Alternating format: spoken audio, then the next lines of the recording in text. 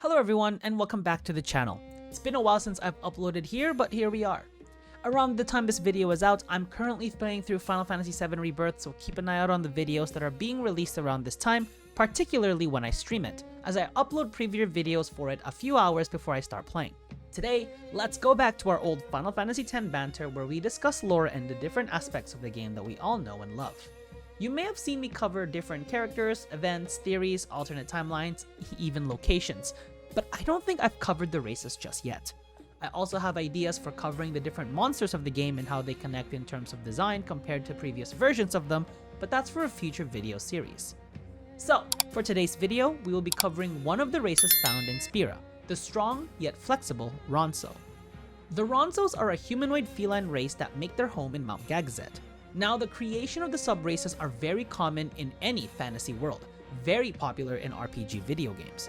It adds different opportunities for stories and relationships to form and collapse, as the exploration of something that is considered different from your standard human race can be an interesting dynamic to explore in these games. The Ronso are equivalent to the likes of the Tabaxi from D&D and the Khajiit from the Elder Scrolls series. Although while they only share the fact that they are based on felines, they are all massively different from each other.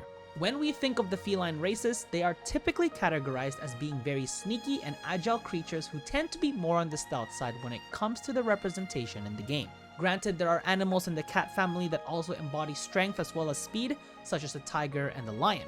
And I think this is where the inspiration for the Ronso came from. The Ronso look more like lions than they do household cats, but what's amazing is the game pivots from the usual representation of felines in the game to add strength in addition to their agility, as the Ronso are also very agile, as we see with Kimahri, but also very strong, and strength is one of their most sacred attributes in their culture, very similar to the nature of lions, which are normally seen as the kings of the jungle. You see, the Ronso believe that the mountain only favors the strong, and cast out anyone that they don't deem as such, which is what happened to Kimahri when he was young, but if they can prove their strength to the mountain and the tribe, then they can be accepted back, which is also showed after Kimahri bested Biran and Yenke, two of the most fearsome Ronso warriors in combat.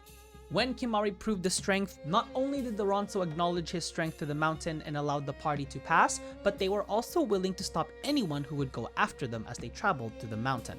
At the cost of the near eradication of the race in the hands of Seymour, the Ronso upheld their commitment and resolved to protect those they deemed strong by the mountain. Speaking of, Kimahri is also short in terms of Ronso standards, even amongst the women, even though during the events of the game he pretty much towers over the entire party.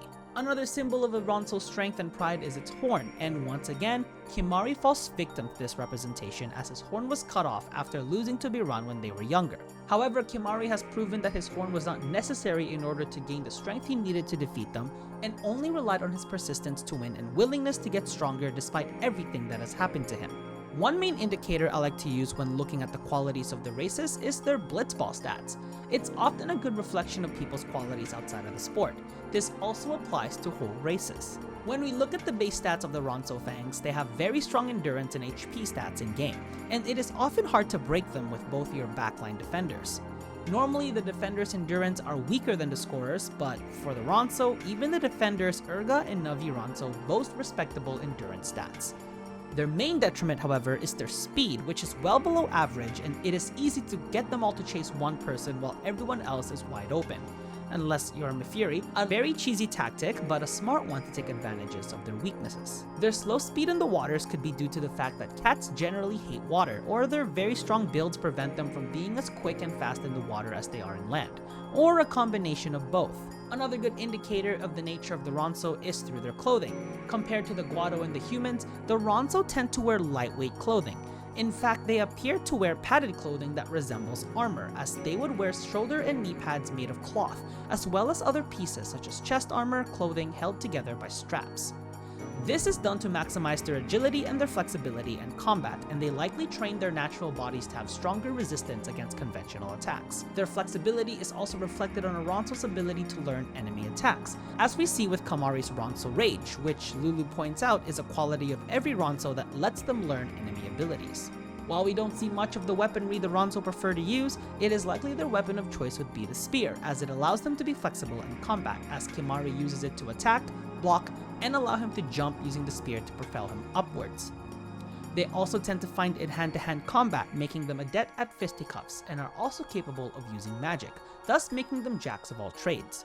Not to mention their ability to learn skills from their enemies, giving them the ability to adapt to their surroundings when attacking their prey. This is best shown during the fight at Mount Gagazet when the three Ronso use a combination of magic, conventional attacks, and abilities learned throughout their journeys against each other. Of course, with Kimahri, whether you choose to make him a warrior or a mage is completely up to you, but still showcases his flexibility in combat. The Ronso are simply nothing more than an amalgamation of the different aspects of their strength, agility, and their culture, which is why I was very fascinated with them in Final Fantasy X. I like Square Enix's approach on discarding the stereotypes that came with the feline-like races and instead mixed a lot of elements of other cultures into them. Making them more nomadic in nature, where their main home is Mount Gagazet to symbolize strength, is a smart concept and makes me excited to check out the other races in gaming universes to see how they are formed. As always, if you enjoyed this video, please leave it a like, subscribe if you wish to see more content, and comment on what other topics you'd like to see here. Other than that, this is Enzo signing out, and that, as they say, is that.